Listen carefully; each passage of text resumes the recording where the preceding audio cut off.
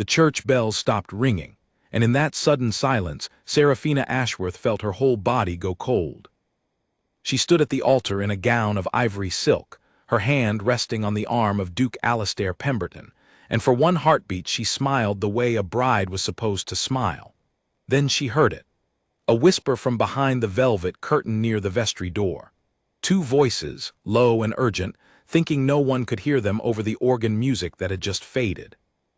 "Once the papers are signed, the Ashworth land is ours," said the first voice. It belonged to the Dowager Duchess, Alastair's mother, a woman known across the county for her sharp tongue and sharper ambition. Her father will not even realize what he has lost until it is too late. "And the girl?" asked the second voice, a man's voice, cool and businesslike. It was Mr. Grayson, the family solicitor, a man Seraphina had greeted 100 times with polite trust. "What happens to her once the estate transfers?" "She becomes a duchess in name," the dowager answered, and there was something like amusement in her tone. "That should be enough to keep her quiet." Seraphina did not move. She did not gasp or stumble. She simply stood there, the priest's voice rolling on somewhere far away, the guests behind her rustling in their seats, unaware that the woman at the altar had just heard her entire future collapse into a lie. She looked at Alastair. He was staring straight ahead, calm and composed, his jaw set in the practiced dignity of a man born to titles and expectations. Did he know? Had he always known? She searched his face for some sign of guilt, some flicker of shame, but found nothing except the same confident smile he had worn since the moment she agreed to marry him. Her father, William Ashworth, sat in the front row, his hands folded, his eyes shining with pride. He believed this marriage was going to save their family. He believed the Pembertons were offering protection, alliance, a future free from the debts that had quietly eaten away at their estate for years. He had no idea that the very people he trusted were planning to take everything from him, wrapped neatly in a marriage contract and sealed with a kiss at the altar. The priest turned to her. "Do you, Seraphina Louisa Ashworth, take this man to be your lawfully wedded husband?" The question hung in the air. Every eye in the church turned toward her. She could feel the weight of 300 guests holding their breath, waiting for the single word that would end the ceremony and begin her new life. She thought of her mother, who had died 5 years ago, and who had always told her that a woman's dignity was the one thing no one could ever take from her, as long as she refused to give it away. She thought of the family home where she had grown up, the old library with its creaking floors, the garden where her mother had planted roses that still bloomed every spring. She thought of her father, who worked so hard to keep that home standing, never imagining his own future son-in-law's family was circling it like a hawk circles a wounded bird. "I cannot," Seraphina said. The words came out clear and steady, cutting through the church like a blade through silk. A murmur rippled across the pews. The priest blinked, unsure he had heard correctly. Alastair turned to her, his composure cracking for the first time. "Seraphina," he said quietly, "what are you saying?" "I heard everything," she replied, loud enough now for the front rows to hear. "I heard your mother and Mr. Grayson discussing the marriage contract. I heard them say my father's land would belong to your family the moment I signed my name beside yours." Gasps spread through the church like fire through dry grass. The Dowager Duchess, standing near the front, went pale, then quickly composed herself, pressing a hand to her chest as though she had been wounded by an unjust accusation. "She is imagining things," the dowager said loudly. "The poor girl is overwhelmed. Weddings can be difficult for a sensitive nature." But Seraphina was already stepping back from the altar, gathering the long train of her gown in one hand. "I am not imagining anything," she said. "I know what I heard, and I will not stand here and marry into a family that plans to ruin my father the moment the ink dries." Alastair reached for her arm. "Please, let us talk about this privately. You misunderstood, I am certain of it." She pulled away from him, her eyes locking with his. "Then let your mother explain it publicly, right now, in front of everyone who came to witness this wedding." Silence. The dowager said nothing. Mr. Grayson, standing near the back of the church, quietly slipped toward the door, his face pale, his eyes avoiding everyone around him. That silence told Serafina everything she needed to know. If the accusation were false, someone would have denied it immediately, loudly, without hesitation. Instead, there was only stunned quiet, and the sound of her own heartbeat pounding in her ears. She turned and walked down the aisle, past the rows of guests who had come dressed in their finest clothes to celebrate what they believed was a joyful union between two respected families. She did not run. She did not cry. She walked with her head high, the same way her mother had taught her to walk into any room, no matter how difficult the circumstances. Behind her she heard her father's voice, confused and desperate. "Serafina, Serafina, come back, what is happening?" She did not stop. She could not stop, not yet, not until she was outside the church and away from the hundreds of eyes that had just watched her walk away from the biggest wedding the county had seen in a decade. Outside, the summer air felt strange against her skin, too bright, too ordinary, as if the world had not just been shattered inside those church walls. Carriages lined the street, decorated with white ribbons and flowers for the celebration that would now never happen. She stood on the church steps for a moment, breathing hard, her mind racing through everything she had just heard.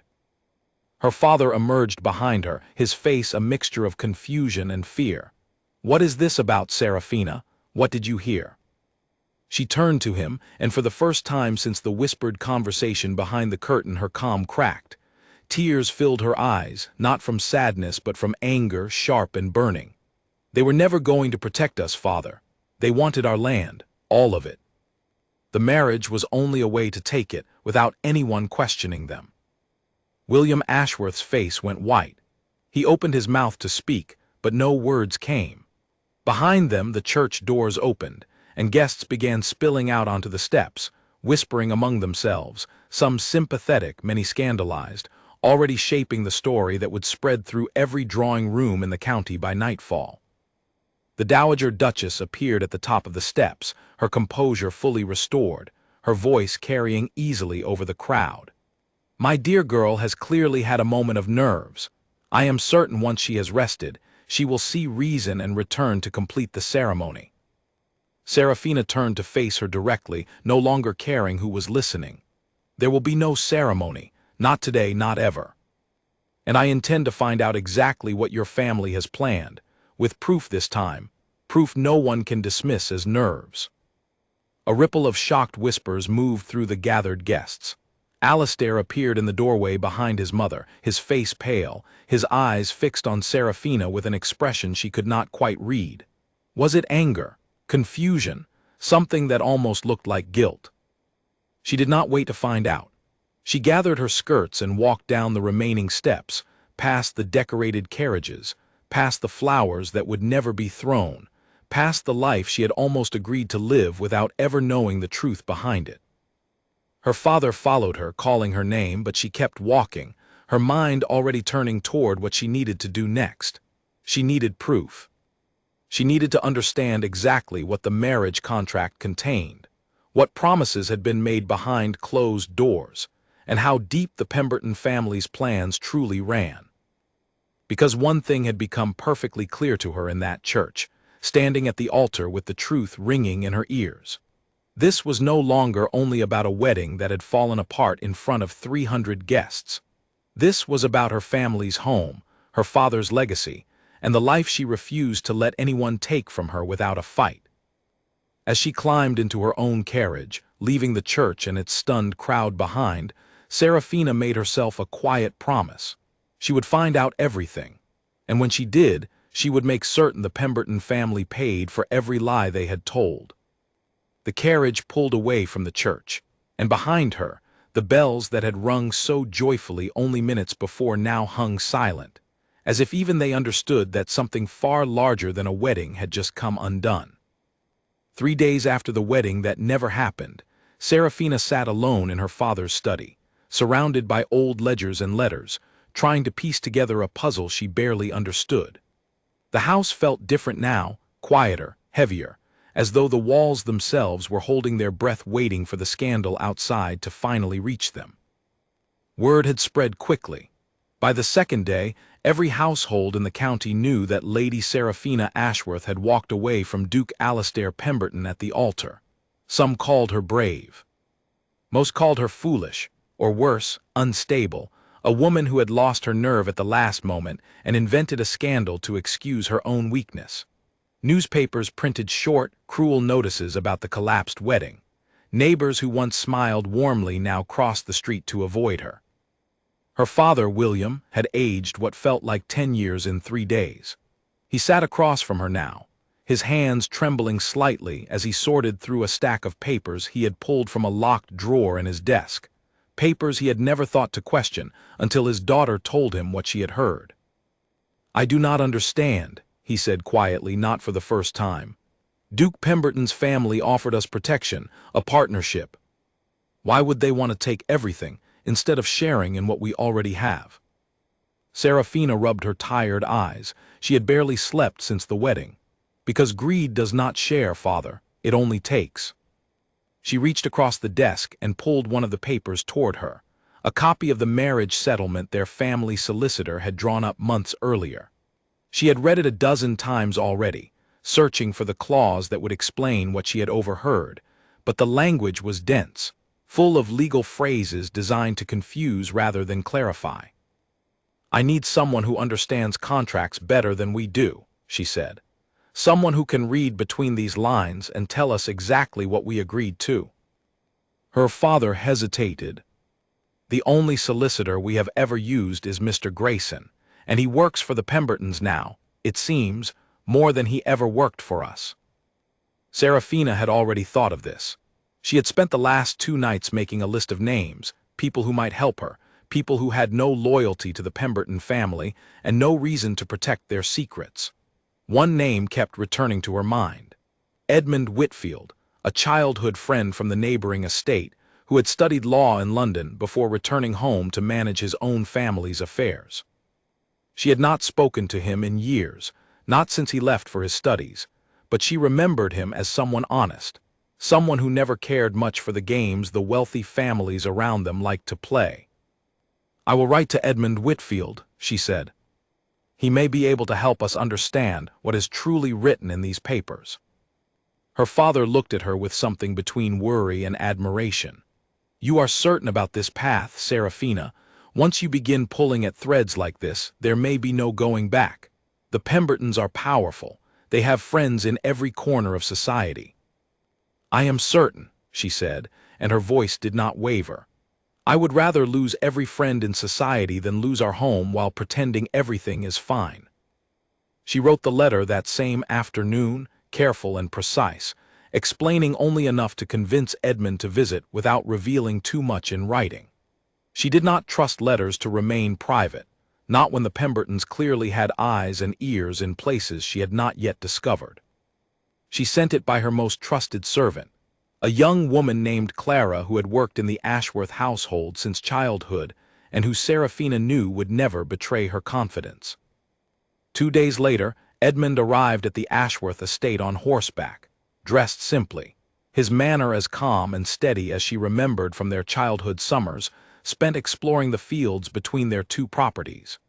He greeted her with genuine warmth, none of the pity or judgment she had grown used to seeing on the faces of others since the wedding scandal broke. "I heard what happened," he said as they walked together through the garden, away from the house where servants might overhear. "The whole county has heard, Seraphina. I am sorry you have had to endure it." "I do not need sympathy," she said. "I need the truth. Will you look at the contract? Tell me honestly what it says." Edmund nodded without hesitation. "Show me everything you have." They spent the rest of the afternoon in her father's study, Edmund reading through page after page of dense legal language while Seraphina paced the room, unable to sit still. Her father sat quietly in the corner, watching, his expression growing more troubled with each passing hour. Finally, Edmund set down the last page and rubbed his temples. "This is worse than I expected."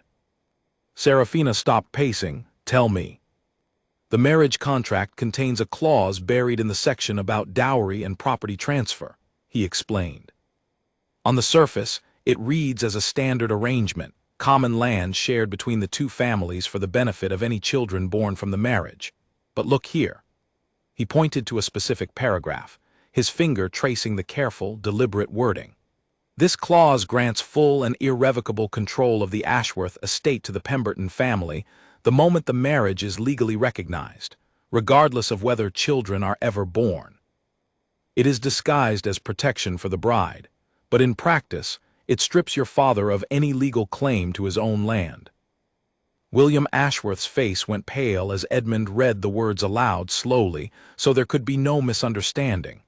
"That cannot be right," he whispered. "Mr. Grayson assured me this was standard practice, the same arrangement used in every noble marriage." "It is not standard," Edmund said gently.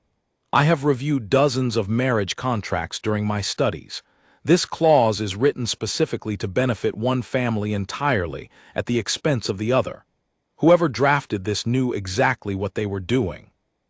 Serafina felt a cold, hard anger settle in her chest, replacing the shock and confusion of the past few days. "So it is true. Everything I heard behind that curtain was true." "It appears so," Edmund said, "and there is something else." He pulled out another document from the stack, one Serafina had not paid much attention to before. "This is a separate agreement, dated several months before the marriage contract was finalized. It appears to be a private arrangement between the Dowager Duchess and a banking house in London, taking out a significant loan against future Ashworth land holdings." Serafina stared at the document. They borrowed money against land they did not yet own. "They borrowed money against land they were confident they would soon control," Edmund corrected.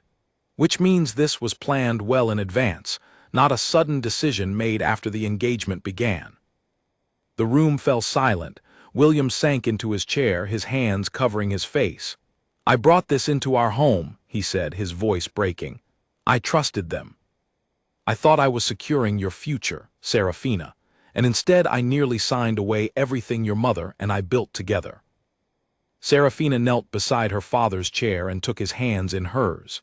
"You could not have known. They are skilled at this. They have likely done it before to other families who never discovered the truth in time." "What do we do now?" her father asked, looking up at her with an expression she had never seen on his face before, not confusion or shame, but something closer to fear. Serafina stood, her mind already working through the possibilities. "We gather everything, every document, every letter, every piece of proof we can find. And then we confront them, not quietly, not privately, but in a way that makes it impossible for them to deny what they have done." Edmund watched her with quiet respect. "This will not be simple, Serafina. The Pembertons have influence over judges, over newspapers, over half the drawing rooms in this county. If you accuse them publicly without ironclad proof, they will destroy your reputation completely, more than the wedding scandal already has." "Then we make certain our proof is ironclad," she said firmly. "I want you to help me, Edmund. I want to understand every detail of how they built this trap, so that when I bring it to light, there will be no question of what they intended." Edmund studied her for a long moment and then nodded.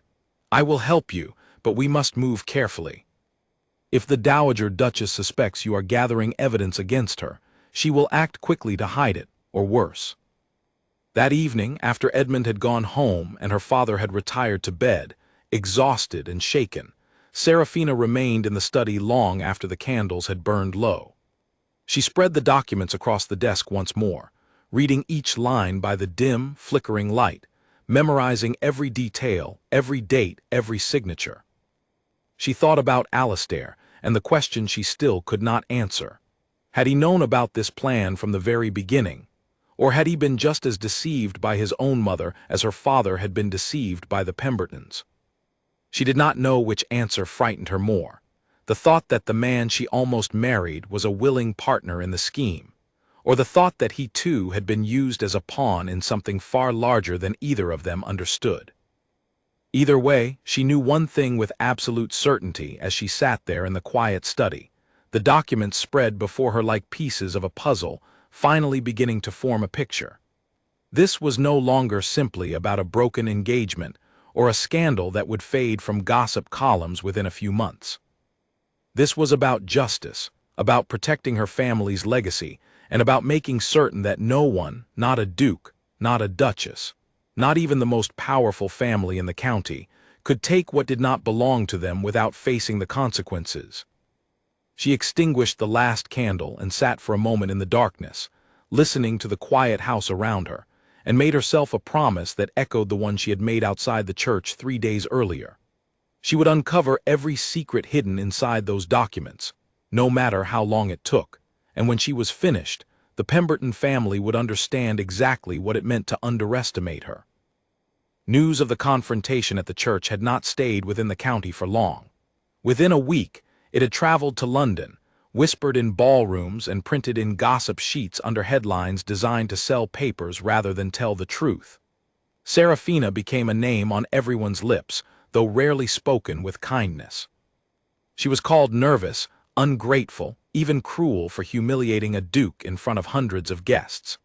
No one outside her small circle knew the real reason she had walked away, and the Pemberton family made certain it stayed that way.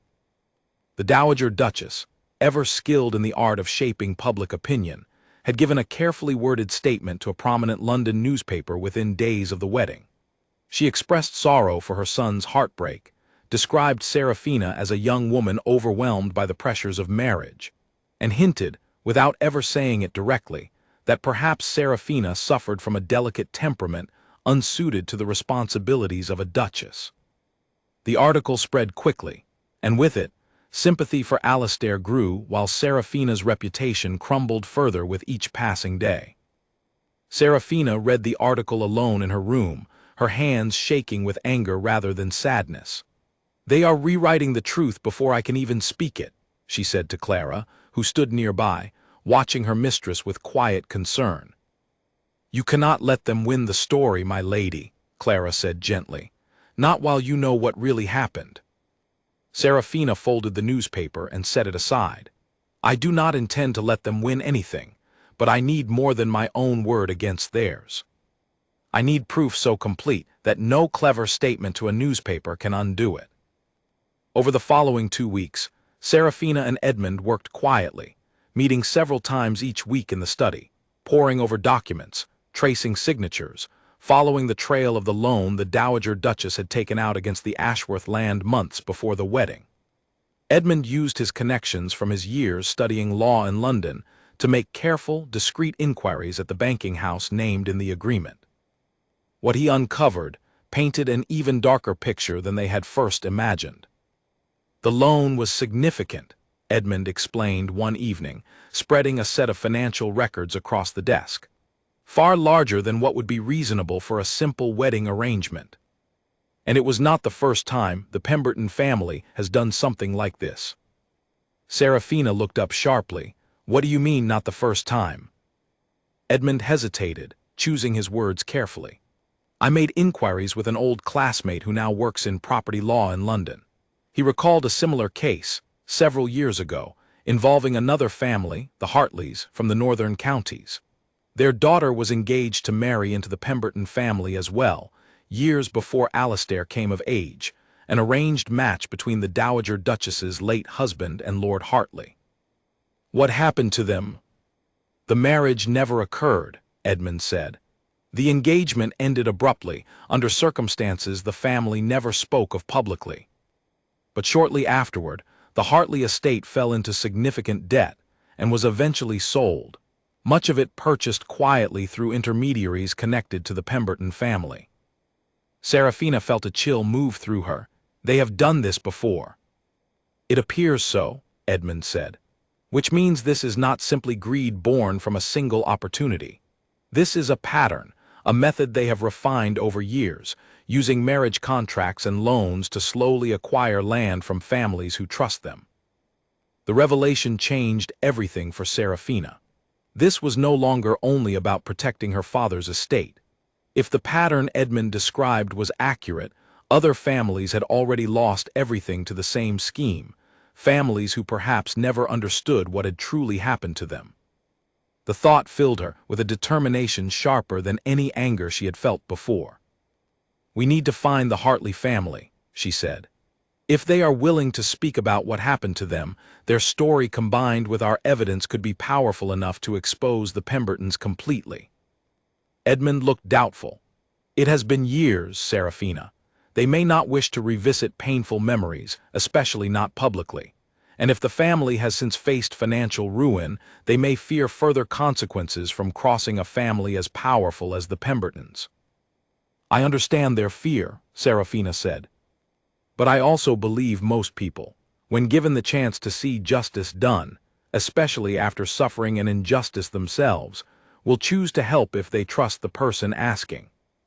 She wrote to the Hartley family that same week, a careful, respectful letter explaining her situation without revealing too many details, simply asking whether they might be willing to meet and discuss a matter of mutual concern regarding the Pemberton family. She did not expect a quick reply, and for nearly 10 days, none came. During that waiting period, life at the Ashworth estate grew increasingly difficult. Tradesmen who had served the family for years suddenly found reasons to delay deliveries or raise their prices unexpectedly. A wealthy family who had promised to attend a small gathering William hosted each autumn sent their regrets at the last moment, offering no real explanation. Serafina began to suspect that the Pembertons were not simply waiting for the scandal to fade quietly. They were actively working to isolate her family, cutting off support and alliances one by one. Her suspicions were confirmed when her father returned from the county market one afternoon, his face troubled. "I spoke with old Mr. Bramwell today," William said, referring to a long-time family friend who managed one of the largest trading businesses in the region. "He told me quietly that he had received a visit from someone representing the Pemberton family, suggesting it might be wise for local merchants to be cautious about extending credit to our household in the coming months." Serafina's jaw tightened. "They are trying to bankrupt us before I can even bring my proof forward." "It seems that way," her father admitted. "Serafina, I do not say this to discourage you, but we must consider what happens if our finances collapse before we can act. Without funds, without allies, how can we possibly stand against a family with such reach?" Serafina paced the length of the study, her mind working quickly. "Then we cannot wait for the Hartleys to reply. We need to move faster.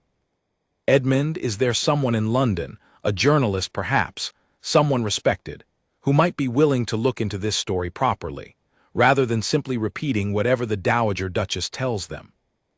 Edmund considered this for a moment. "There is a woman named Beatrice Langford, a journalist who has written several investigative pieces exposing corruption among wealthy families. She has a reputation for thoroughness and for refusing to be intimidated by powerful subjects. I met her once briefly during my studies. She might be willing to listen if we can present our evidence clearly." "Write to her," Serafina said immediately. "Arrange a meeting as soon as possible." 3 days later, a reply arrived from the Hartley family, delivered by a private messenger rather than the regular post, as though even their correspondence needed to remain discreet. The letter was from the youngest daughter of the family, a woman named Margaret Hartley, now married and living quietly outside London. Her words, though careful, confirmed everything Edmund had suspected. "I have long wished someone would ask the questions you are now asking," Margaret wrote. "My family's story was buried beneath shame and silence for years, though we did nothing wrong except trust people who did not deserve our trust. I would be willing to meet with you, Lady Ashworth, if you believe it might help prevent what happened to my family from happening to yours."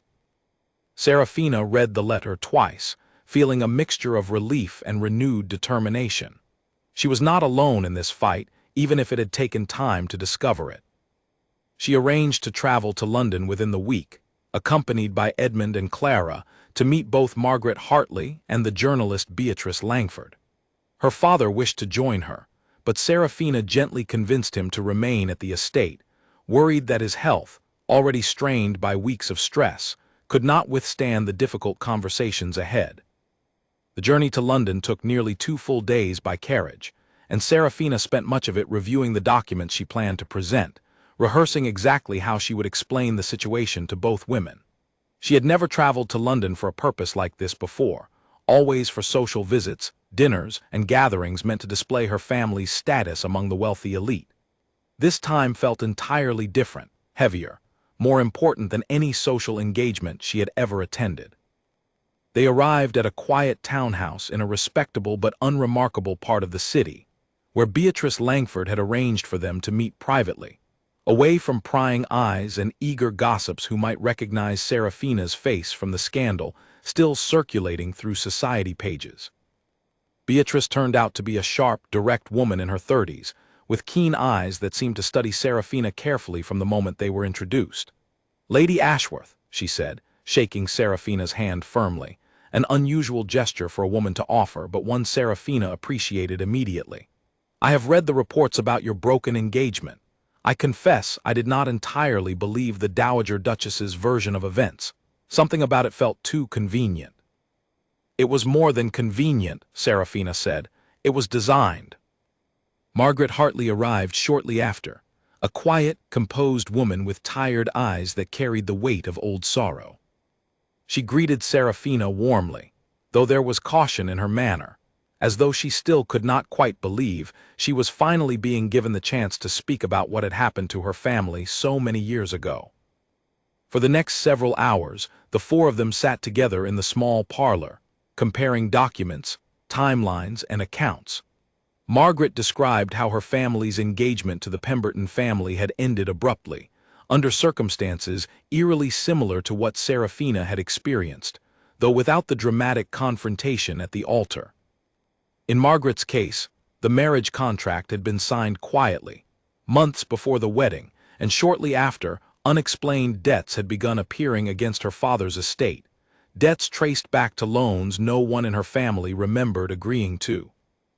"By the time we understood what had happened," Margaret said quietly, "it was already too late.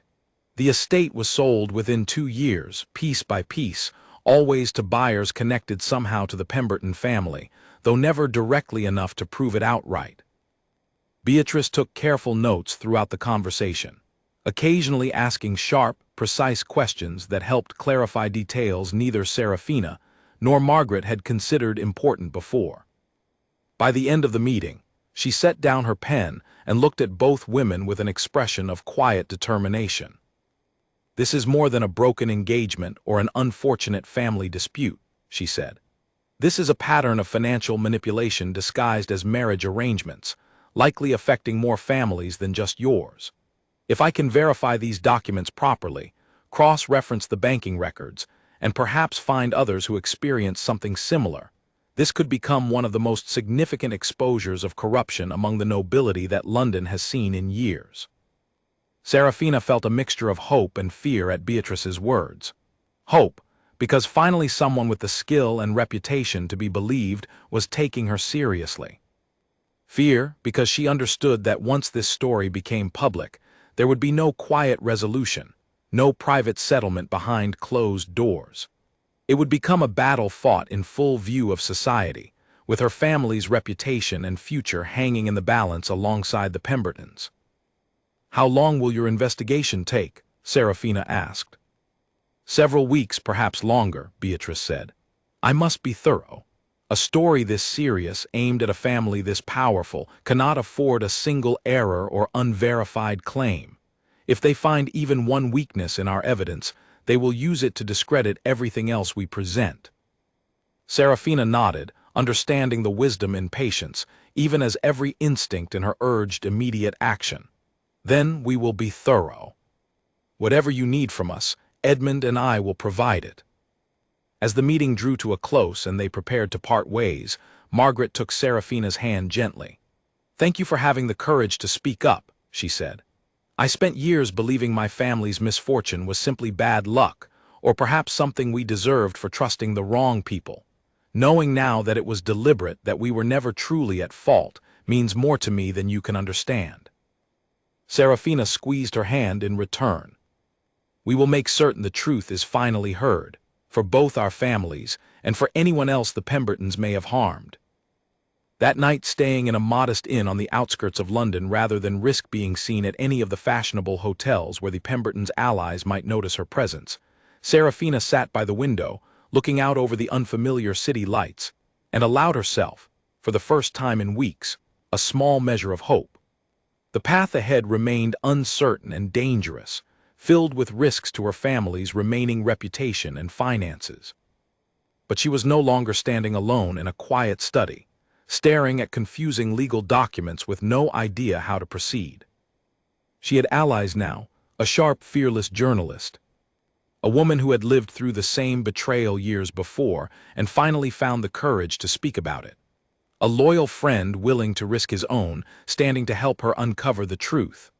And somewhere back at the estate, her father, still frightened but no longer alone in facing what lay ahead.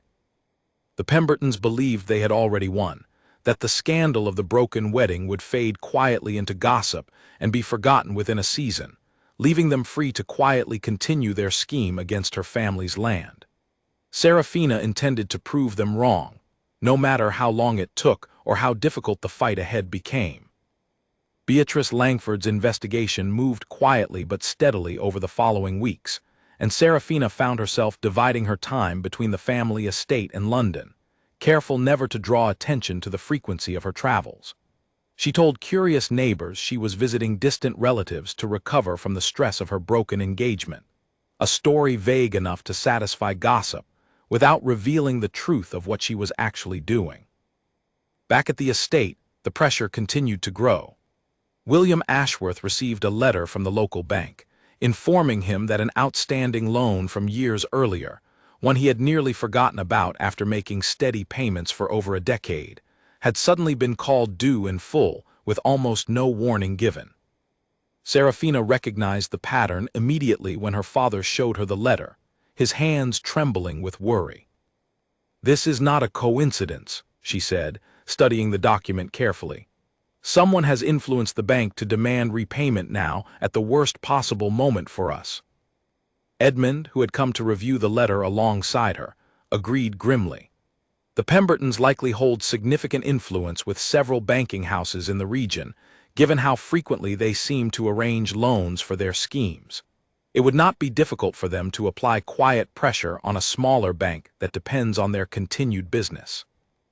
William sank into his chair, looking older than his years.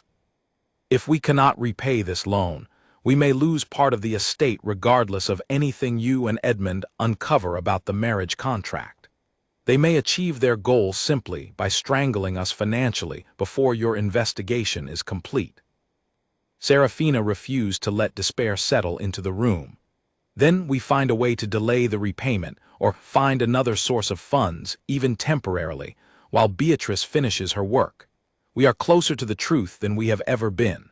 I will not let them win through financial pressure what they failed to win through a fraudulent contract." She spent that evening writing letters to distant relatives and family friends who might be willing to offer a short-term loan, carefully avoiding anyone she suspected might have connections to the Pemberton family. It was a humbling task, asking for help after years of her family being known as comfortable, even wealthy, within the county. But she reminded herself repeatedly that pride mattered far less than protecting the home her mother had loved, the land that held generations of her family's history. To her relief, a response came within days from her mother's cousin, a modest but respectable landowner named Charlotte Bellwether, who lived several counties away and had little connection to London society or the Pemberton family's influence. Charlotte offered a loan sufficient to cover the immediate debt, along with a warm, encouraging letter expressing her sympathy for the difficult situation and her confidence that Serafina would see justice done. "Your mother was the bravest woman I ever knew," Charlotte wrote. "I see the same courage in you now. Do not let anyone convince you that speaking the truth makes you difficult or unstable. It only makes you dangerous to those who depend on silence."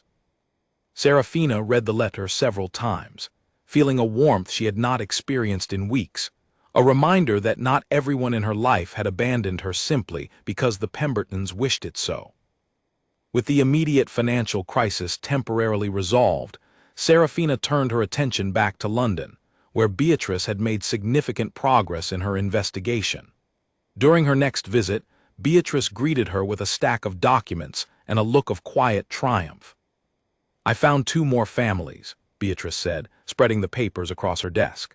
The Whitmores from the eastern counties and the Callahans, whose estate was much smaller but suffered the same fate. Both families had marriage arrangements proposed by the Pemberton family within the last 15 years. Both saw sudden, unexplained debts appear shortly before or after the engagements, debts eventually leading to the loss of significant portions of their land. Serafina studied the documents carefully, her heart pounding as the pattern became undeniable. How did you find them? Property records, Beatrice explained. I traced every parcel of land that changed ownership within the county over the past 2 decades, cross-referencing them against loan records from the banking houses connected to the Pemberton family. It took considerable time, but the pattern is unmistakable once you see it laid out clearly.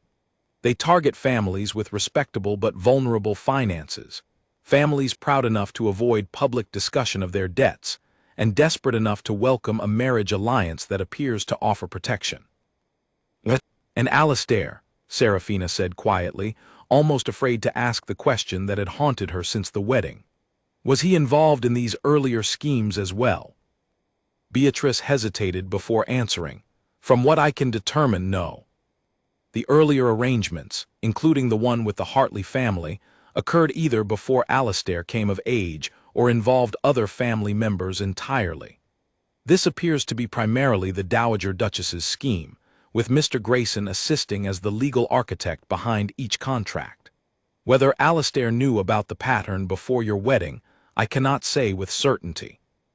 Serafina absorbed this information slowly, unsure whether it brought her comfort or simply added another layer of complexity to an already tangled situation. If Alastair truly had no knowledge of his mother's schemes, did that make him a victim as much as her family had nearly become? Or did his silence, his failure to ever question where his family's growing wealth truly came from, make him complicit regardless of direct involvement? She pushed the question aside for now, focusing instead on the mounting evidence before her. This is enough, is it not? Enough to bring the story forward publicly. Beatrice considered this carefully. Almost. I want to speak with one more family, the Whitmores specifically, since their case is the most recent and the documentation the most complete. If they are willing to speak publicly, alongside Margaret Hartley's testimony and your own experience, we will have an undeniable case. I am drafting the article now, but I want to publish it only once every detail has been verified beyond question.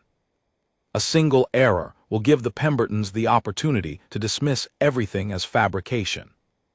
Serafina nodded, understanding the necessity of patience even as impatience burned within her. How much longer do you need?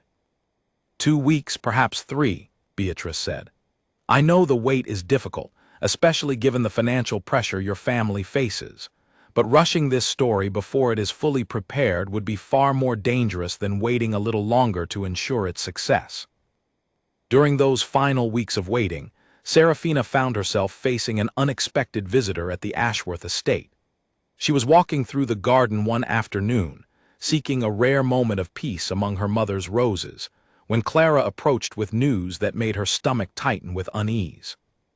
My lady, Duke Pemberton has arrived and is asking to speak with you. Serafina's first instinct was to refuse the visit entirely. But curiosity, and perhaps a lingering desire to finally understand his role in everything that had happened, convinced her to meet him, though she chose the garden rather than the house, wanting the conversation to remain outdoors, away from any chance of being overheard by servants loyal to either family. Alastair looked different than he had at the wedding, less composed, dark circles beneath his eyes, suggesting he too had slept little in the weeks since the ceremony collapsed. He stood at a respectful distance as she approached, his hands clasped tightly in front of him. Thank you for agreeing to see me, he said quietly. I did not agree to forgive you, Serafina replied, her tone cool but not unkind. I agreed to listen. He nodded, accepting this without protest. I have spent the past weeks trying to understand what happened that day. My mother refuses to discuss it directly, always deflecting or changing the subject whenever I raise questions about the marriage contract. But I have begun asking others quietly, and what I have learned troubles me greatly. Serafina studied his face carefully, searching for any sign of deception. "What have you learned?" "That this was not the first arrangement of its kind," he said, and something in his voice suggested genuine distress at the revelation. "I found old correspondence in my father's study, from before his death, mentioning concerns about my mother's business dealings with certain banking houses. I did not understand the significance of it until recently, until I began to suspect that what you accused her of at the church might be entirely true." "It is true," Serafina said firmly. "More true than you likely realize. Your mother has done this before to other families, using marriage as a means of stealing land through legal deception." Alistair's face went pale. "How many families?" "At least 4 that we have discovered so far," she said. "Perhaps more, families too ashamed or too frightened to speak about what happened to them." He was silent for a long moment, staring at the ground, his shoulders tense with what appeared to be genuine shock and shame. "I did not know," he finally said. "I swear to you, Serafina, I did not know the extent of what she had done, not until these past weeks of searching for answers myself." "Perhaps you did not know the details," Serafina said carefully, "but did you ever question where your family's wealth truly came from? Did you ever wonder why so many marriages arranged by your mother ended so conveniently in your family's financial favor?" The question clearly struck him hard. He did not answer immediately, and when he finally spoke, his voice was quieter, more honest than she had ever heard it. "I did not want to question it. I told myself it was simply good fortune, wise investments, careful management. It was easier to believe that than to imagine my own mother capable of such deliberate harm to innocent families." Serafina felt a strange mixture of sympathy and frustration toward him. She understood the temptation to avoid uncomfortable truths, especially about one's own family. But understanding did not excuse the years of willful blindness that had allowed his mother's scheme to continue, harming family after family while he lived comfortably, benefiting from wealth built on deception. "What do you intend to do now that you know the truth?" she asked. Alistair looked up at her, his expression resolute despite the obvious pain behind it. "I intend to help you stop her if you will allow it. I have access to family records you do not, private correspondence, financial documents kept separate from what your solicitor friend has already found. If there is more evidence to be gathered, I can help gather it from within my own household." Serafina considered his offer carefully, weighing the risk of trusting him against the potential value of what he claimed to offer. "Why would you betray your own mother this way?" "Because what she has done is wrong," he said simply. "Because I refuse to build a life, a marriage, a family, on the suffering of others, no matter how comfortable that life might be. And because," he paused, his voice softening slightly, "because I owe you the truth, Serafina, even if you never forgive me for the role my family played in nearly ruining yours." She did not answer him immediately, uncertain whether she could trust his sudden change of heart, whether this was genuine remorse or simply another manipulation designed to regain her trust before the truth became public. But something in his eyes, the exhaustion, the genuine distress, convinced her that at least in this moment, he was telling the truth as he understood it. "I will consider your offer," she finally said, "but know this, Alistair.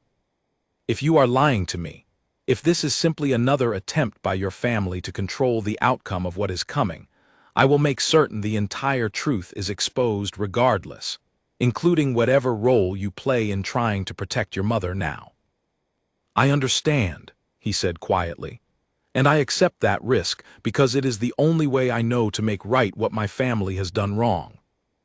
As he left the garden that afternoon, Serafina remained among her mother's roses for a long while, turning over the conversation in her mind, uncertain what to make of this unexpected shift in circumstances. Whatever happened next, one thing had become clear. The battle ahead would not simply be between her family and the Pembertons as a united front. It would be far more complicated than that, with loyalties tested, family bonds strained, and the truth slowly forcing everyone involved to choose a side they could live with, regardless of the cost. Alistair proved true to his word. Over the following 2 weeks, he began sending Serafina carefully copied documents through Edmund, always using indirect methods to avoid suspicion, never delivering anything directly to the Ashworth estate where a servant loyal to his mother might notice and report back. The documents he provided painted an even clearer picture of the Dowager Duchess's methods, revealing correspondence with banking officials, instructions to solicitors, and private notes discussing which families among the local gentry might be considered suitable, meaning vulnerable, targets for future marriage arrangements. Among the papers was a particularly damning letter, written in the Dowager Duchess's own hand, addressed to Mr. Grayson nearly a year before Serafina's engagement to Alastair had even been announced.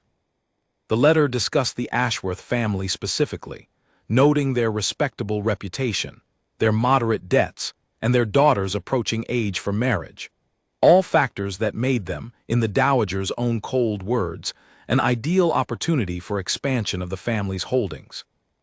Serafina read the letter with a hand that trembled slightly, not from fear this time, but from the raw fury of seeing herself and her father discussed so callously, reduced to nothing more than an opportunity to be exploited.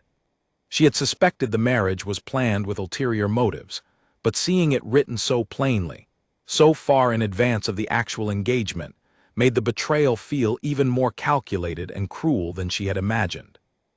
"This confirms everything," Edmund said, as they reviewed the letter together in the study. "This alone would be damning evidence, but combined with everything Beatrice has already gathered from the other families, there will be no possible defense the Dowager Duchess or Mr. Grayson can offer." Serafina folded the letter carefully, preserving it among the growing collection of evidence they had assembled. "We need to send this to Beatrice immediately. This letter alone proves premeditation, that this was never a spontaneous decision but a calculated plan targeting my family specifically." Meanwhile, Beatrice's investigation had continued to expand. She had successfully spoken with the Whitmore family, whose experience closely mirrored what had happened to the Hartleys and nearly happened to the Ashworths. Unlike the earlier families, however, the Whitmores had managed to preserve certain documents from their own failed engagement, documents that, combined with what Alastair had provided, created an overwhelming case against the Pemberton family's practices. "I believe we are ready," Beatrice told Serafina during their next meeting in London, spreading the completed draft of her article across the table between them. "This story will run in 3 parts, over consecutive weeks, allowing readers to fully understand the scope of what has happened, rather than trying to compress everything into a single piece that might be dismissed as sensationalized." Serafina read through the draft carefully, impressed by Beatrice's meticulous attention to detail, her careful balance of factual evidence with the human stories of the families affected. The article named the Dowager Duchess and Mr. Grayson directly, citing specific documents and dates, while carefully protecting the identities of servants and other sources who had provided information privately, fearing retaliation if their names became public. "This is exactly what we need," Serafina said, feeling a surge of hope for the first time in weeks. "When will it be published?" "Within the next few days," Beatrice said. "But before it does, I want to give the Pemberton family an opportunity to respond, as is proper practice for a serious piece of journalism. I will send a letter to the Dowager Duchess, informing her of the allegations we intend to publish and offering her the chance to provide a statement before the story runs." Serafina felt a flicker of unease at this. "Will that not give her time to prepare a defense, or worse, to take action against my family before the story becomes public?" "It is a risk," Beatrice acknowledged, "but it is also necessary for the story to maintain its credibility. If we publish without giving her the chance to respond, she and her allies will claim we conducted an unfair, one-sided attack, which could undermine public trust in the evidence itself. Better to follow proper procedure and let her own response, or lack of one, speak for itself." Serafina understood the wisdom in this approach, even as it filled her with anxiety about what the Dowager Duchess might attempt once she learned the truth was about to become public. She returned to the Ashworth estate that evening, warning her father and Edmund to prepare for whatever consequences might follow once Beatrice sent her letter. The response came faster than anyone anticipated. 2 days after Beatrice sent her formal notice to the Dowager Duchess, Serafina received an unexpected visit, not from Alastair this time, but from the Dowager Duchess herself, arriving at the Ashworth estate unannounced, her carriage pulling up the drive with an urgency that suggested panic rather than her usual composed authority. Serafina met her in the front hall, her father standing beside her, both of them tense with uncertainty about what this sudden visit might mean. "Lady Serafina," the Dowager Duchess said, her voice tight with barely controlled anger, "I understand you have been spreading vicious lies about my family to a journalist in London." "I have been sharing the truth," Serafina replied calmly, refusing to let the older woman's hostility unsettle her composure. "A truth you tried very hard to keep hidden." "You have no proof of anything," the Dowager snapped. "Whatever fabricated documents you believe you possess will not hold up against my family's reputation and influence. Do you truly believe a small county journalist can damage a family as established as mine?" Serafina met her gaze steadily. "I believe the truth, when properly documented and verified, is far more powerful than reputation built on deception. And I have more proof than you might imagine, including a letter written in your own hand, discussing my family as a target for exploitation nearly a year before you ever proposed the marriage." The Dowager Duchess's face went pale, her composure cracking visibly for the first time. "That letter is private correspondence. However you obtained it, it was stolen, and I will pursue legal action against you for its theft." "You are welcome to try," Serafina said, "though I suspect explaining in a courtroom exactly what that letter contains and why it was written might not serve your interests as well as you hope." For a long moment, the two women stared at each other in tense silence, the air thick with unspoken threats and calculations.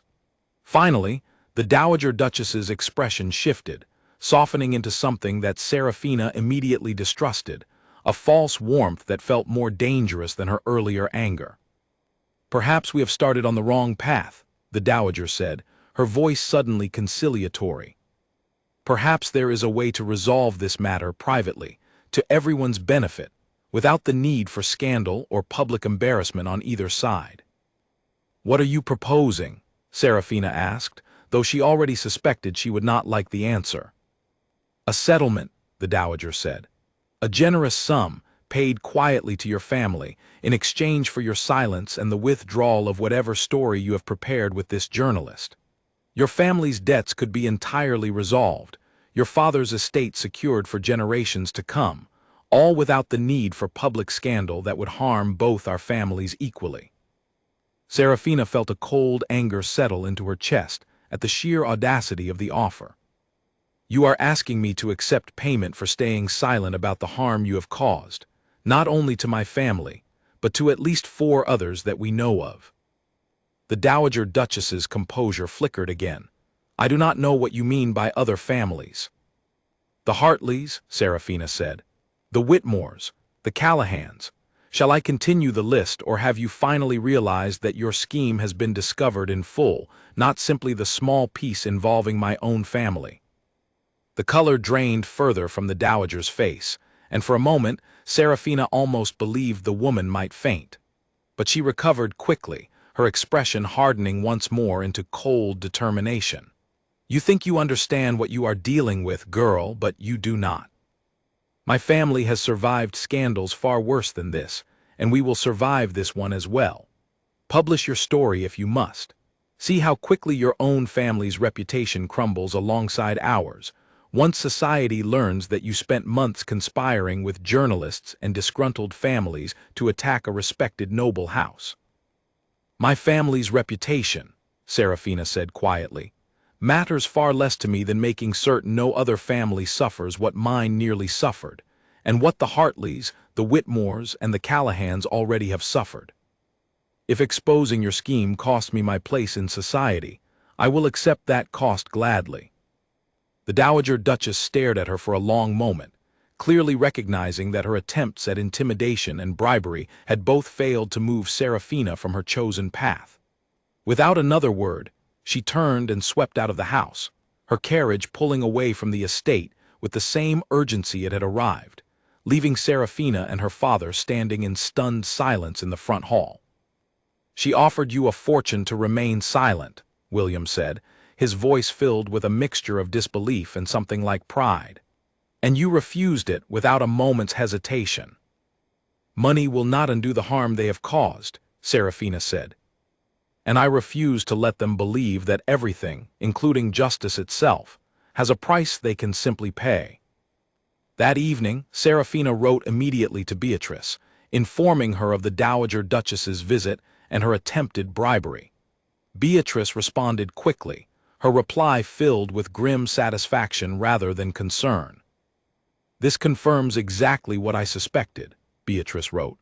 "A family confident in their innocence does not offer bribes to silence accusations. Her actions today only strengthen the case against her. I intend to include this attempted bribery in the article itself, as further evidence of her awareness of guilt." The following week passed in tense anticipation, as Serafina waited for the first installment of Beatrice's article to be published. Alastair visited once more during this time, informing her that his mother had grown increasingly erratic at home, alternating between furious accusations against Serafina and desperate attempts to gather her own allies among influential London families, hoping to discredit the coming story before it could gain traction. "She has asked me to publicly deny the accusations, to stand beside her and declare the entire matter a fabrication born from your wounded pride after our broken engagement," Alastair told Serafina during a brief meeting in the garden. "I refused her." "What did she say to that?" "She called me a traitor to my own family," he said quietly. "Perhaps she is right. But I would rather be a traitor to a lie than a loyal son, to a family built on the suffering of others." Serafina studied him carefully, still uncertain how fully she could trust him, even after everything he had provided to help her cause. "What will you do once the story is published? Your family's reputation will be destroyed alongside your mother's." "I have already begun making arrangements to separate my own affairs from hers," he said. "I intend to publicly support the truth of what you and the other families have suffered, and to offer whatever restitution lies within my power, once I have full control of my own inheritance, separate from my mother's schemes." Serafina was not entirely certain she believed every word of his promise, but she recognized the sincerity in his exhausted, troubled expression. Whether or not she could ever fully trust him again, she believed, at least in this moment, that he genuinely wished to correct the wrongs his family had committed, even at significant personal cost. 3 days later, the first installment of Beatrice Langford's article appeared in the London newspaper, under the bold headline that Serafina would remember for the rest of her life. "The Marriage Trap: How One Noble Family Built Its Fortune on Broken Engagements and Stolen Land."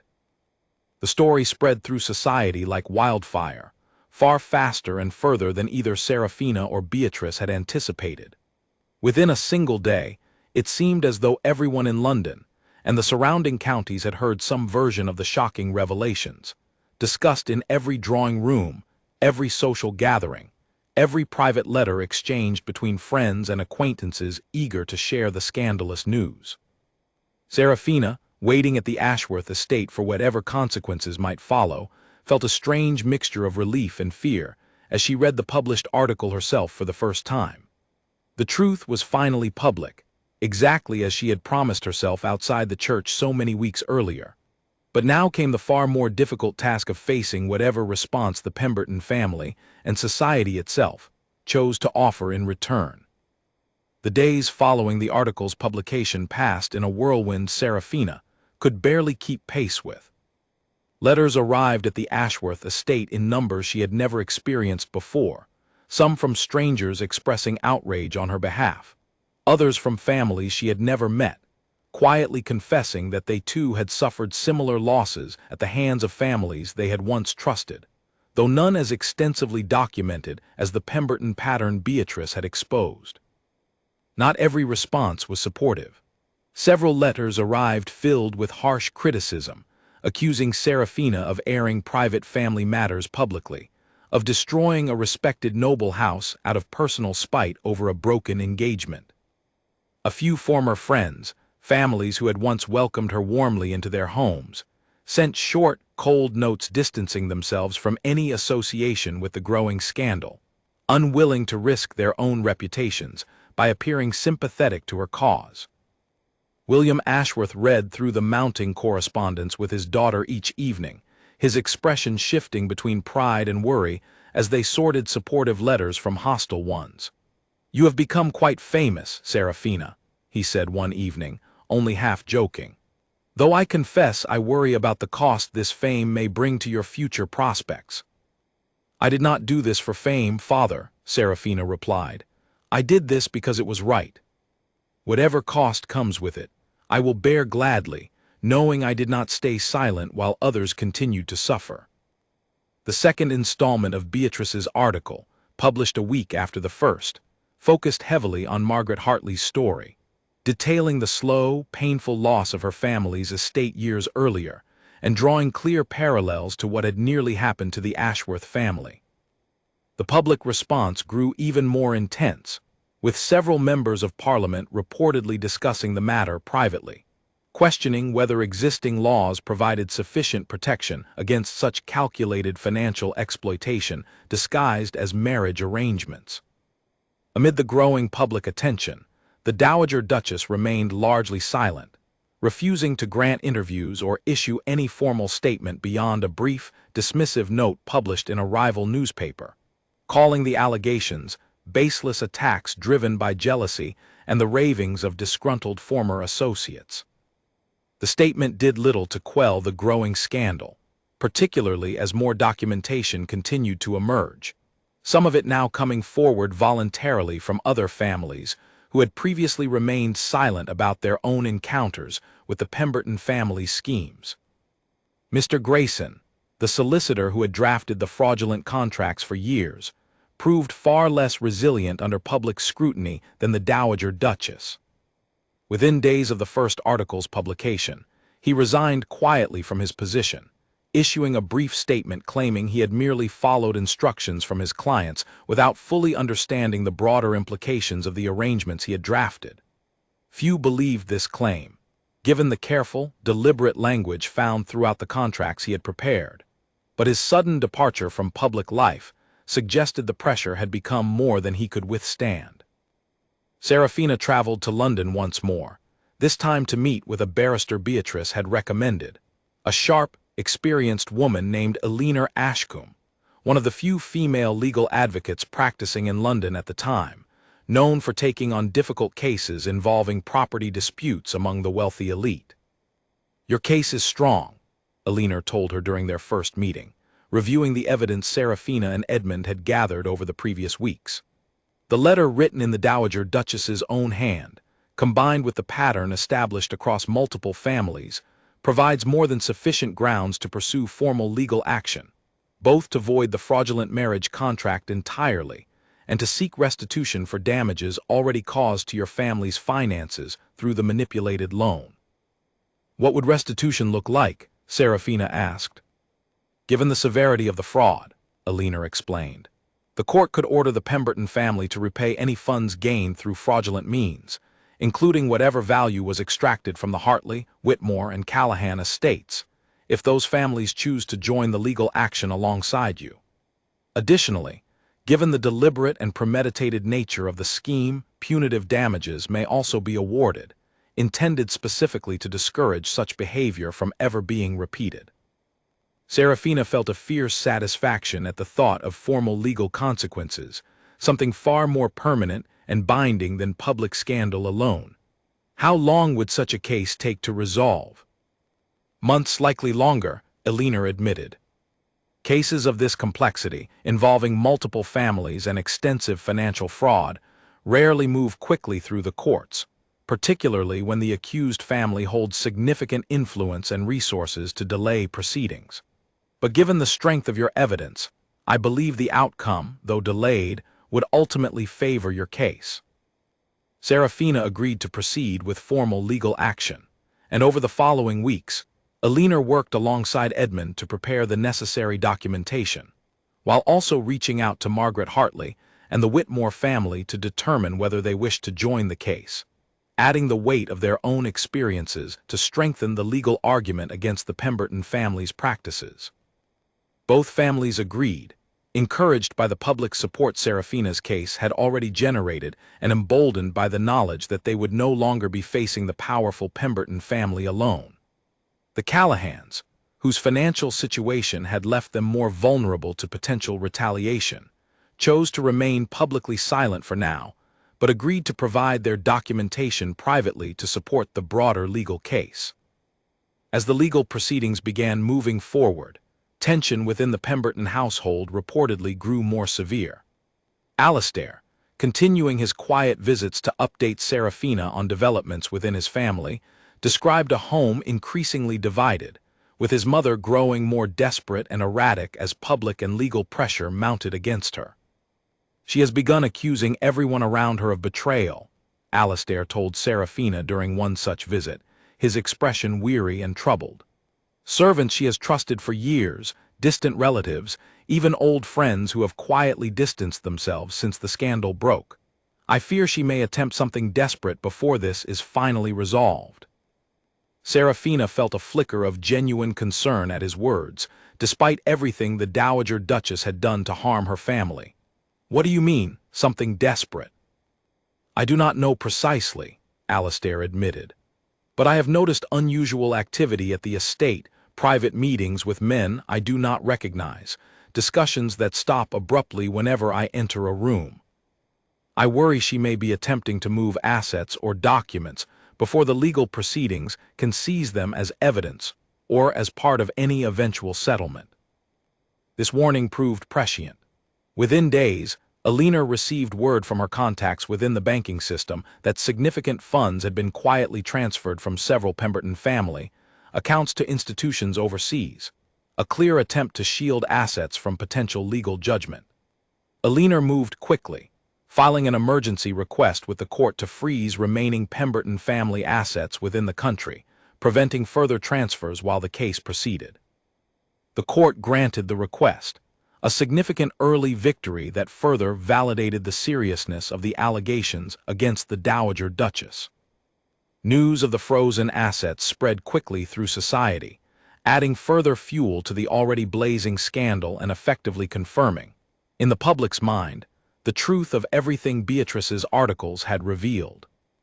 Faced with mounting legal pressure, frozen assets, and a reputation crumbling beyond any hope of quiet repair, the Dowager Duchess finally requested a private meeting with Serafina, mediated by both Alina and Beatrice to ensure the conversation remained fair and properly documented. The meeting took place in a neutral location, a quiet office belonging to Alina's legal practice in London. The Dowager Duchess arrived looking nothing like the composed, formidable woman Serafina remembered from the wedding day months earlier. Her face was drawn and tired, her usual elegant confidence replaced by something closer to desperation. "I wish to discuss a resolution," the Dowager said, her voice lacking its former sharp authority. "One that does not require months of further public scandal and legal battle if we can reach terms acceptable to all parties involved." Alina spoke before Serafina could respond. "Any resolution must include full restitution to the Ashworth family for the fraudulent loan, as well as compensation to the Hartley and Whitmore families for the losses they suffered under similar circumstances. Additionally, given the pattern of behavior established across multiple cases, we would require a formal, public acknowledgement of wrongdoing, not simply a private settlement hidden from public view." The Dowager Duchess's expression tightened at the mention of a public acknowledgement. "You ask me to publicly humiliate myself and my family name. You ask nothing less than what you attempted to do to my family," Serafina said, speaking for the first time since entering the room. "You wished for my father to lose his land quietly, without public knowledge of your role in his ruin. I ask no more than the truth be acknowledged as clearly and publicly as the lies you told to hide it." A long silence followed, the Dowager Duchess staring at the table between them, clearly weighing her rapidly diminishing options. Finally, she looked up, her eyes meeting Serafina's directly for what felt like the first time since this entire ordeal began.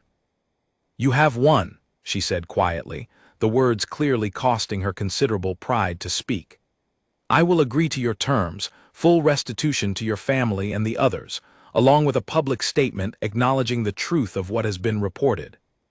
I ask only that the specific financial figures involved remain private, to prevent further exploitation of vulnerabilities within my family's remaining assets." Alina and Serafina exchanged a brief glance, and Alina gave a small nod, indicating that this particular request seemed reasonable, provided the core acknowledgement of wrongdoing and the primary restitution terms remained public and binding. "We can agree to that," Serafina said, "provided the settlement is documented formally and enforced by the court, ensuring there is no possibility of the promises being quietly abandoned once public attention moves elsewhere." The Dowager Duchess nodded stiffly, and over the following hour, the details of the settlement were carefully negotiated and documented, with Alina ensuring every clause protected the interests of the affected families completely, leaving no loopholes the Pemberton family might later exploit to avoid their obligations. As the meeting drew to a close and the Dowager Duchess prepared to leave, she paused at the door, turning back to look at Serafina one final time. "You are a formidable woman, Lady Ashworth," she said, her tone carrying a strange mixture of resentment and grudging respect. "Had circumstances been different, I believe you would have made an excellent Duchess." "I would have made an excellent Duchess," Serafina replied evenly, "precisely because I refuse to build my life on the suffering of others.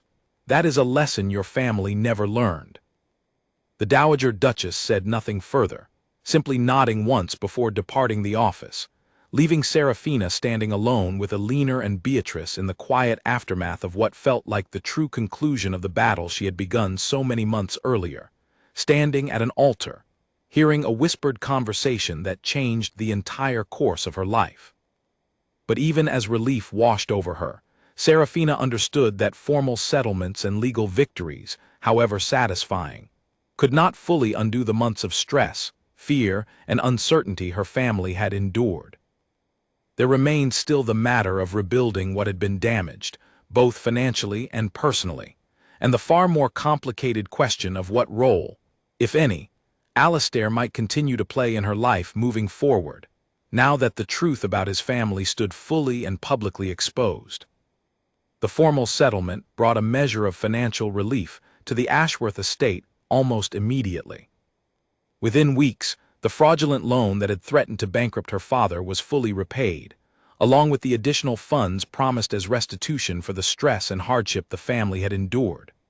William Ashworth, who had spent months carrying the weight of near ruin on his shoulders, finally began to look like himself again, his color returning, his laughter, rare during the difficult months, slowly finding its way back into their quiet household. Margaret Hartley and the Whitmore family received their own portions of the settlement as well, allowing both families to begin the slow process of rebuilding what had been lost years earlier. Margaret wrote to Serafina with heartfelt gratitude, expressing a sense of closure she had not believed possible after so many years of silent suffering. "You gave my family more than money," Margaret wrote. "You gave us the truth, spoken publicly, acknowledged formally. For years, I believed our misfortune was simply bad luck, something we had somehow brought upon ourselves through poor judgment. Knowing now that we were deliberately targeted and seeing that targeting finally exposed and punished has healed something in me I did not realize was still broken." Serafina read the letter with tears in her eyes, feeling, for the first time since the wedding day so many months earlier, a genuine sense of peace beginning to settle over her. The fight had been long, exhausting, and at times frightening, but it had accomplished exactly what she set out to do that day outside the church, when she promised herself she would uncover the truth no matter the cost.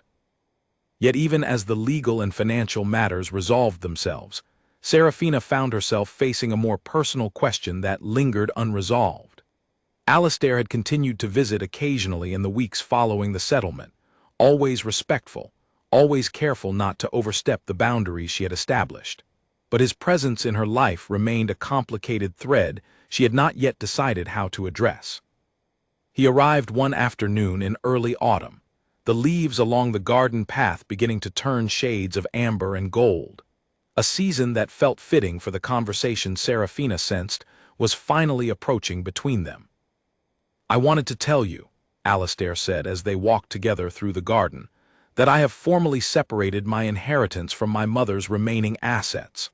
I have taken full control of what remains of my father's original estate, independent of anything connected to the schemes she orchestrated. I intend to use it, in part, to establish a fund supporting families who may find themselves in similar situations in the future, victims of financial fraud disguised as legitimate business or marriage arrangements." Serafina listened carefully, genuinely surprised by the seriousness of his commitment. "That is a meaningful step, Alastair. I am glad to hear it. I also wanted to ask you something," he continued, his voice growing more hesitant. "Not to reopen old wounds, but because I believe I owe you complete honesty, given everything that has happened between our families. I know I cannot undo the harm caused by my mother's actions, nor can I fully separate myself from the name and history associated with them. But I wonder, now that the truth has been fully exposed and addressed, whether there remains any possibility of rebuilding trust between us, not necessarily as we once imagined, but perhaps as something new, built on honesty rather than the arrangement our families originally intended." Serafina stopped walking, considering his words carefully before responding. She had spent months processing complicated feelings about Alastair, moving between anger at his willful blindness regarding his family's actions, sympathy for the genuine distress he had shown upon learning the full truth, and appreciation for the real courage he had ultimately demonstrated in helping expose his own mother's wrongdoing, at significant personal and financial cost to himself. "I do not know if I can answer that question yet," she said honestly. "You helped me uncover the truth, and I am grateful for that. You showed genuine remorse and took real action to correct what you could. But trust, real trust, is not something that can be rebuilt quickly, especially not after everything my family nearly lost because of choices made within yours." Alastair nodded, accepting her honesty without argument or protest. "I understand. I do not ask for immediate forgiveness or even the promise of anything more than friendship, if that is even possible between us now. I simply wanted you to know that whatever path your life takes from here, I hope it includes happiness, genuine happiness, free from the shadow my family's actions have cast over these past months." They continued walking in comfortable silence for a while longer, the tension between them easing slightly, replaced by something more honest and uncertain than either anger or romance. A tentative foundation that might, given enough time, grow into genuine friendship, or perhaps something more, though neither of them felt any need to define it further in that moment. As autumn deepened into winter, Serafina found herself increasingly occupied with a new purpose beyond, simply recovering from the scandal that had consumed the previous months. Inspired by her experience working alongside Beatrice, Eleanor, and the other families affected by the Pemberton family's schemes, she began working to establish a small but dedicated organization aimed at helping other families identify and protect themselves against similar financial fraud, particularly fraud disguised within marriage contracts and family alliances. She worked closely with Eleanor, whose legal expertise proved invaluable in developing clear, accessible guidance that families without extensive legal knowledge could use to protect themselves. Beatrice continued investigating similar patterns among other wealthy families across the country, occasionally uncovering additional cases that Serafina's growing organization could then assist, offering both legal guidance and, when necessary, connections to sympathetic journalists willing to expose wrongdoing that might otherwise remain hidden. Margaret Hartley became one of the organization's most passionate volunteers, using her own painful experience to offer comfort and guidance to other families facing similar betrayals. understanding intimately the mixture of shame, confusion, and anger that came with discovering trusted allies, had deliberately caused such harm. Word of Serafina's work spread gradually through society, and though some still whispered about the scandal of her broken engagement, the tone of the gossip had shifted considerably since the early days following the wedding.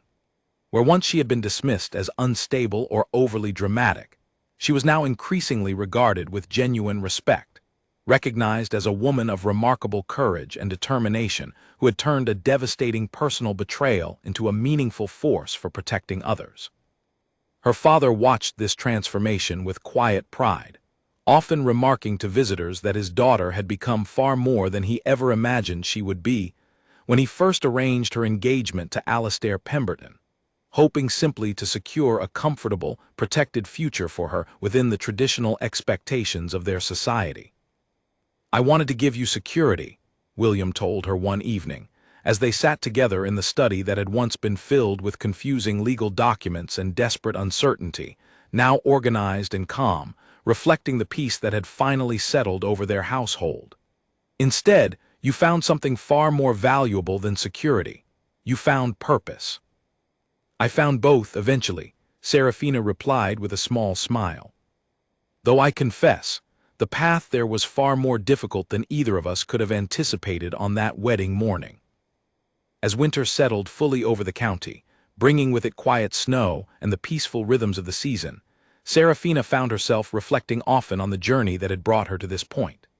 The frightened, uncertain young woman who had walked away from the altar, unsure of exactly what consequences awaited her beyond the church doors, felt like a distant memory now, replaced by someone stronger, more certain of her own values and capabilities than she had ever imagined possible.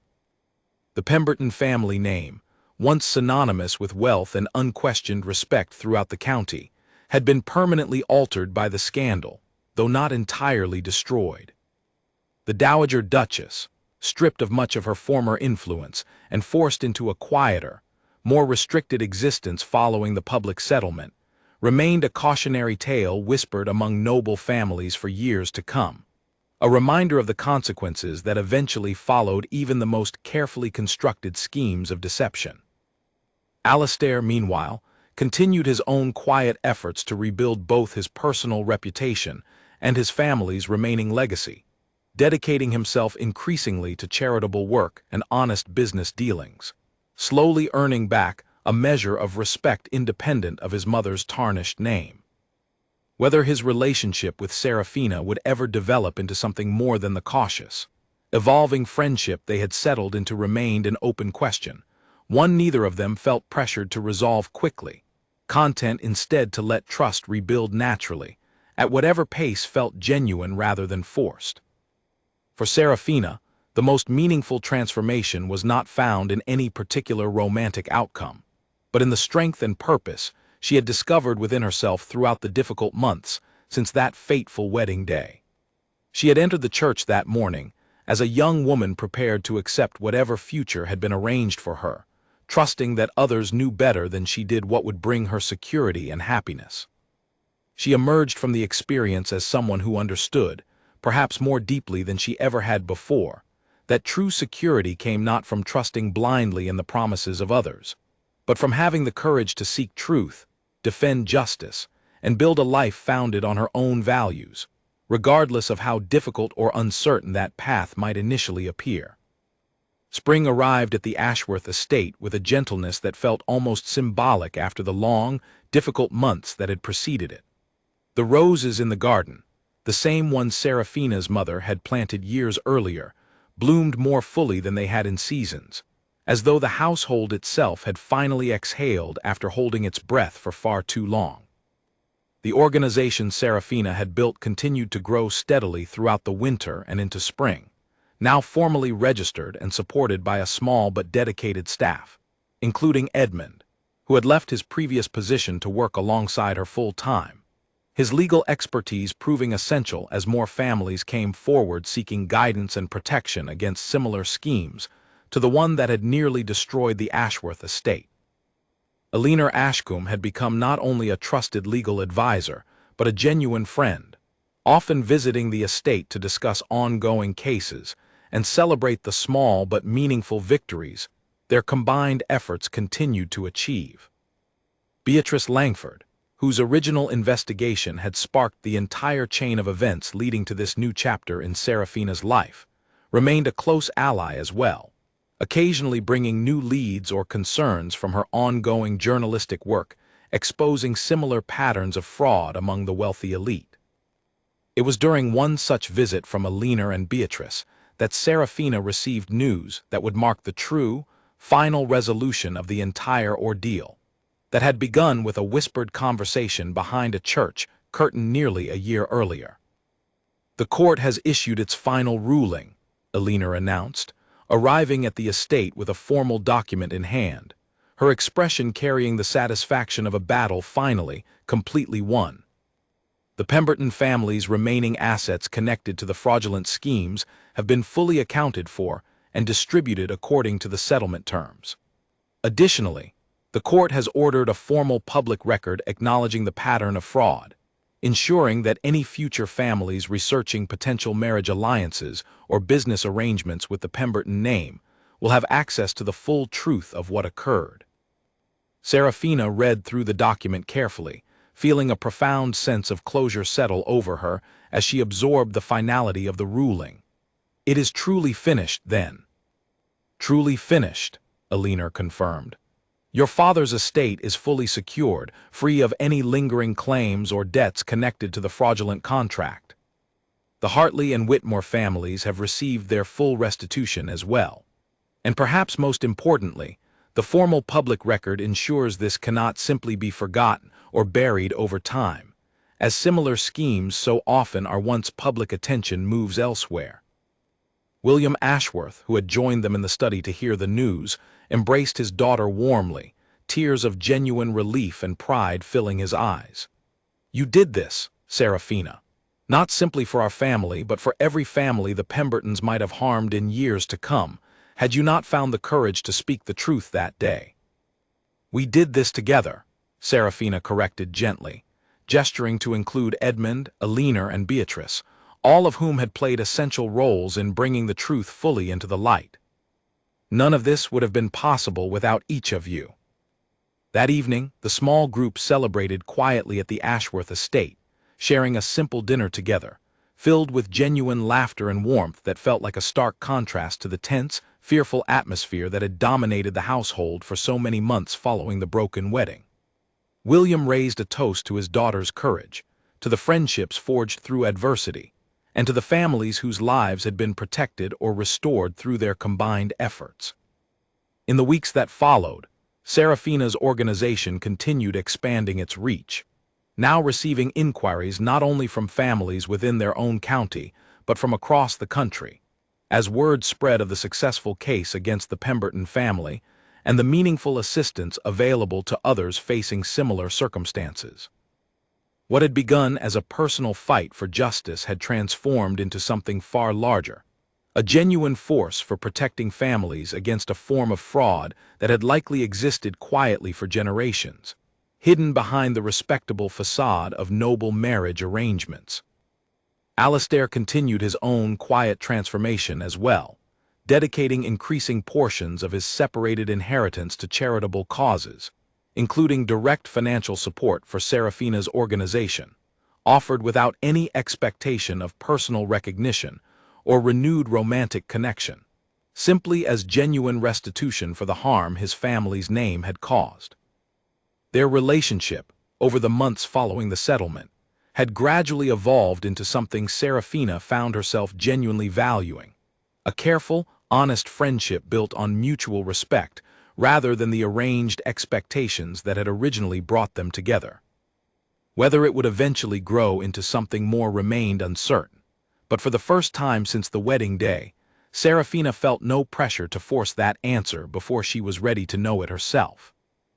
One late spring afternoon, as she walked through the garden among her mother's fully blooming roses, Serafina reflected on how dramatically her life had changed since that morning she had stood at the altar hearing words that shattered everything she believed about her future. She had lost, in some sense, the comfortable, predictable path that had once been planned for her. A marriage arranged for security and status rather than genuine partnership. But in losing that path, she had discovered something far more valuable, a sense of purpose and strength she had never known she possessed, along with genuine friendships built through shared struggle rather than social convenience. Her father joined her in the garden that afternoon, walking slowly beside her among the roses, his health and spirit fully restored after the long months of uncertainty and fear that had once threatened to overwhelm him. "Your mother would be proud of you," he said quietly, gazing at the roses she had planted so many years ago. "She always believed you carried more strength within you than most people recognized." I confess, even I did not fully understand how right she was, until I watched you fight for our family with such unwavering determination. "I could not have done it without you standing beside me, Father," Serafina replied, taking his arm gently as they continued their walk. "Even in the darkest moments, when everything seemed uncertain, you never once suggested I should stop fighting for the truth." "I learned watching you," he said, "that sometimes the most important thing a parent can do is trust their child's judgment, even when the path forward remains unclear. You saw clearly what I could not, standing there at that altar, and your courage in speaking that truth aloud in front of everyone changed the course of not only our family's future, but the futures of several others as well." As the sun began to set over the estate, casting warm golden light across the garden, Serafina felt a deep, settled sense of peace she had not experienced since long before the wedding day that had upended her entire world. The path ahead remained uncertain in many ways, her personal future still unwritten, her relationship with Alistair still evolving into whatever form it was ultimately meant to take.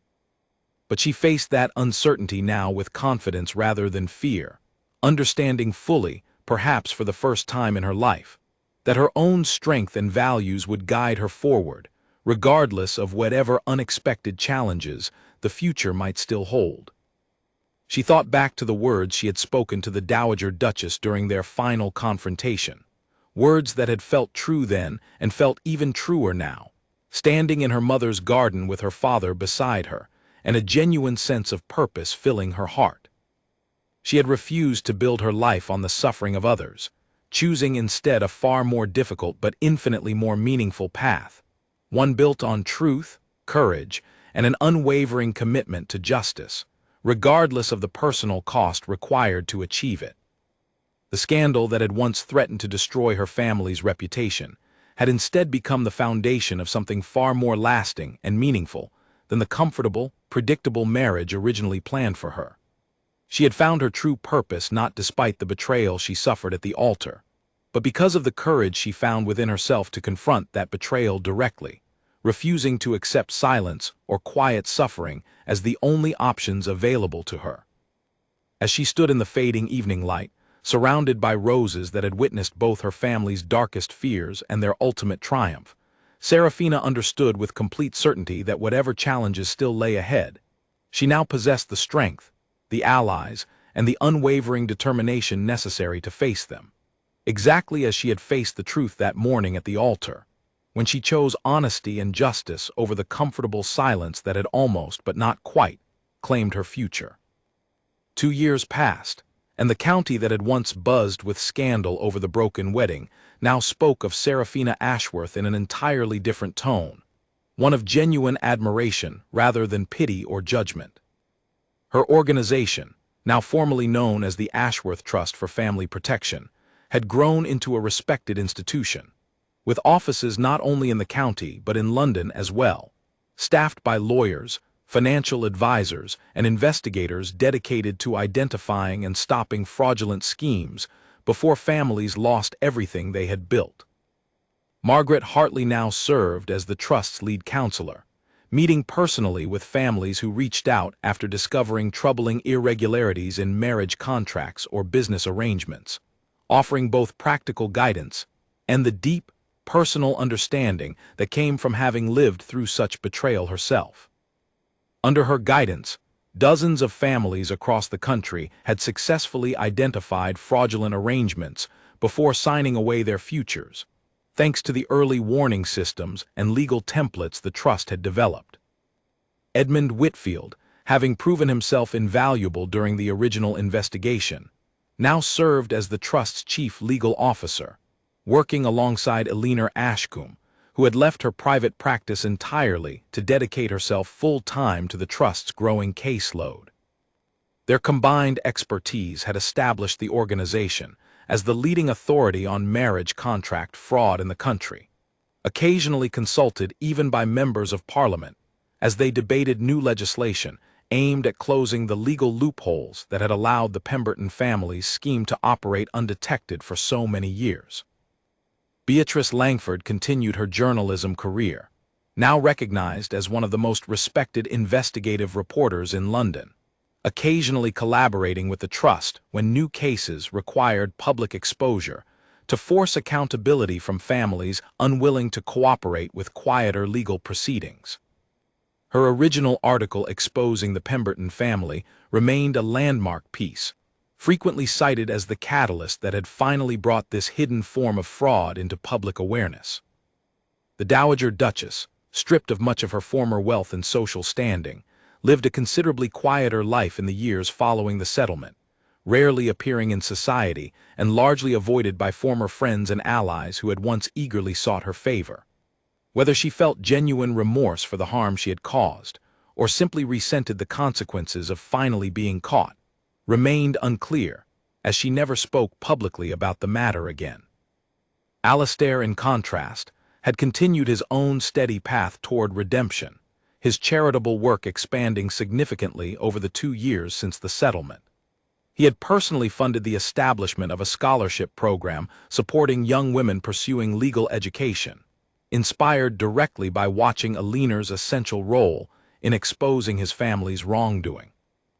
He visited the Ashworth estate regularly now, his relationship with Seraphina having gradually deepened from cautious friendship into something warmer, though still unhurried, both of them having learned through painful experience the value of building trust slowly and genuinely rather than rushing toward comfortable but potentially hollow arrangements. One bright morning in early summer, William Ashworth sat in his study, now filled not with anxious ledgers and desperate calculations, but with correspondence from families across the country expressing gratitude for the trust's assistance.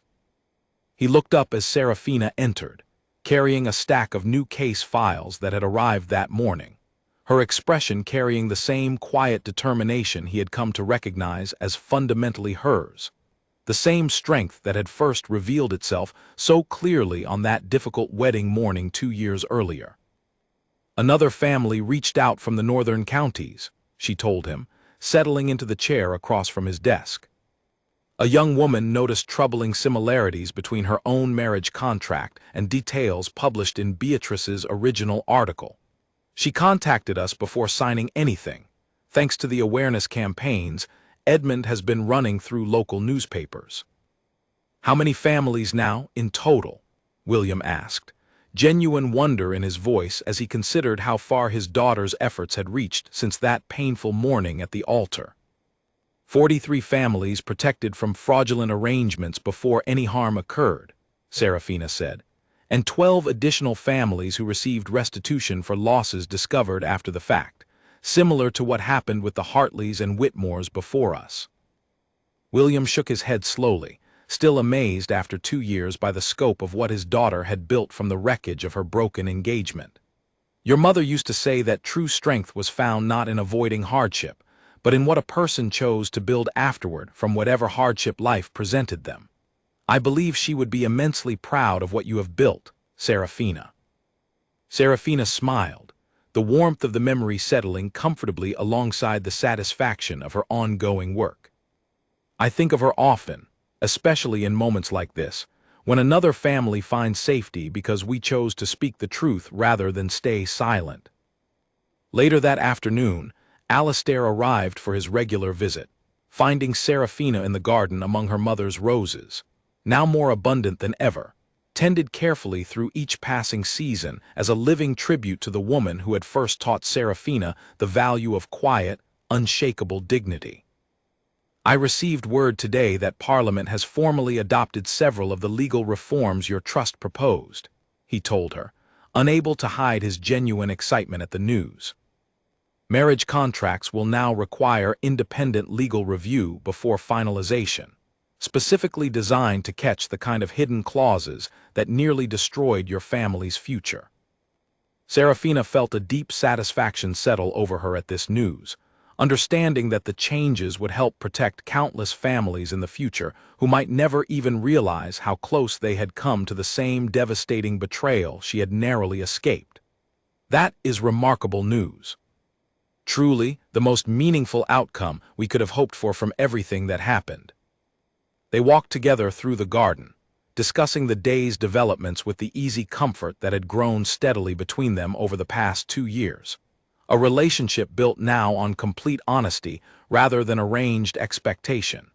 Each of them having chosen, deliberately and repeatedly, to continue building trust with one another despite the painful history that had once stood between their families. As evening settled over the estate, the golden light filtering through the trees exactly as it had that spring afternoon 2 years earlier, when Serafina first felt genuine peace return to her life. She found herself reflecting once more on the extraordinary journey that had brought her to this moment. She had walked away from an altar as a frightened young woman, uncertain of what consequences awaited her beyond those church doors, understanding only that she could not build her future on a foundation of lies. That single moment of courage had rippled outward in ways she never could have imagined that difficult morning, protecting dozens of families from financial ruin, reforming legal protections for future generations, and ultimately leading her toward a life filled with genuine purpose, deep friendships forged through shared struggle, and a relationship with Alistair built on honesty rather than convenient arrangement. The Pemberton family name, once synonymous with wealth and unquestioned nobility, had been permanently transformed by the truth that finally came to light, serving now as both a cautionary tale and, through Alistair's continued dedication to genuine restitution, a quiet example of how redemption remained possible even after significant wrongdoing, provided the commitment to change proved genuine and lasting rather than merely convenient. Serafina Ashworth had entered that church so many years earlier believing her future had already been decided for her, arranged carefully by others who claimed to know what would bring her security and happiness. She emerged from the difficult, transformative years that followed as a woman who had discovered her own strength, defined her own values, and built a life of genuine purpose entirely on her own terms, proving that sometimes the most devastating moments of betrayal could become, through courage and unwavering commitment to truth, the very foundation upon which an extraordinary new future could finally be built.